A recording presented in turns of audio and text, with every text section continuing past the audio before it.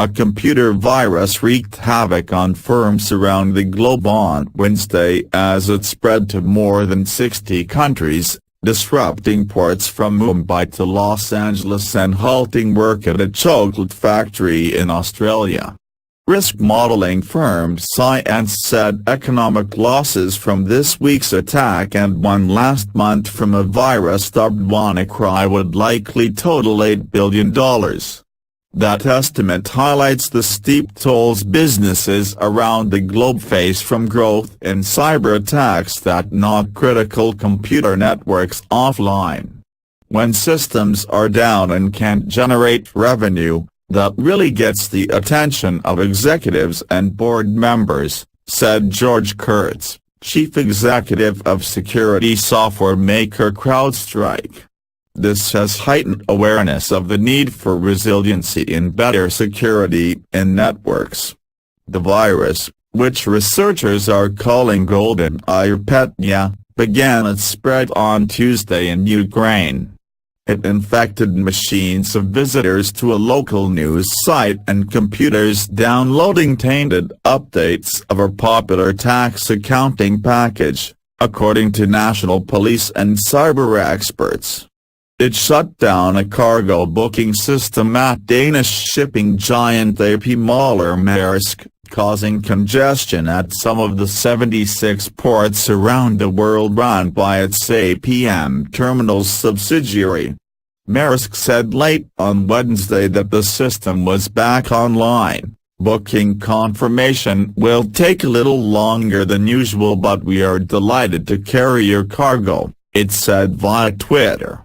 U.S. delivery firm FedEx said its TNT Express division had been significantly affected by the virus, which also wormed its way into South America, affecting ports in Argentina operated by China's COFCO. The malicious code encrypted data on machines and demanded victims $300 ransoms for recovery, similar to the extortion tactic used in the global WannaCry ransomware attack in May. Security experts said they believed that the goal was to disrupt computer systems across Ukraine, not extortion, saying the attack used powerful wiping software that made it impossible to recover lost data. It was a wiper disguised as ransomware. They had no intention of obtaining money from the attack, said Tom Kellerman, chief executive of Strategic Cyber Ventures.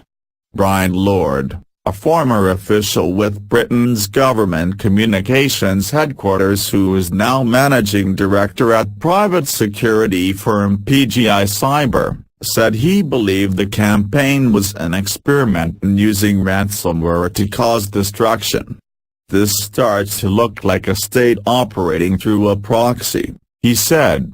The malware appeared to leverage code known as Eternal Blue, believed to have been developed by the U.S. National Security Agency.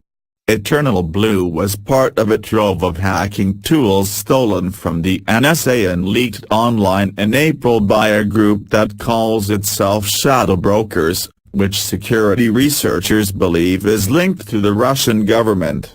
That attack was noted by NSA critics, who say the agency puts the public at risk by keeping information about software vulnerabilities secret so that it can use them in cyber operations. U.S. Representative Ted Lieu, a Democrat, on Wednesday called for the NSA to immediately disclose any information it may have about Eternal Blue that would help stop attacks.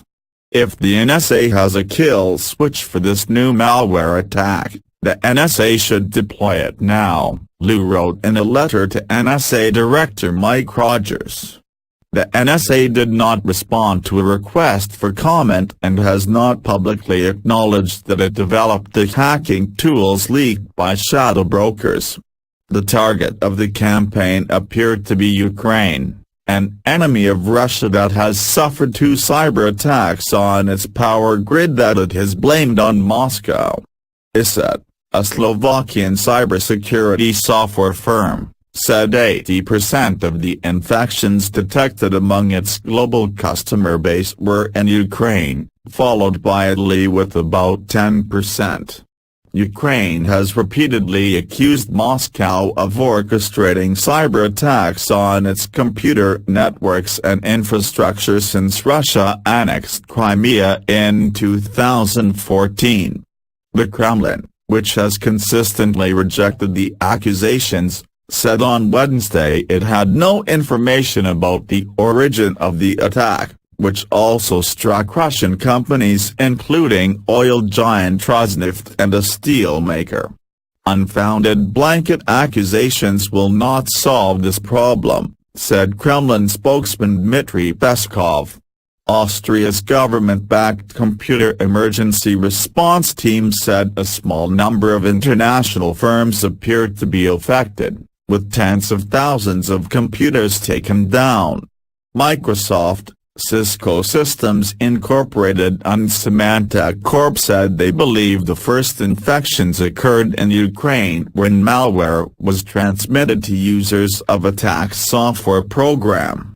Russian security firm Kaspersky said a news site for the Ukraine city of Bakhmut was also hacked and used to distribute the ransomware.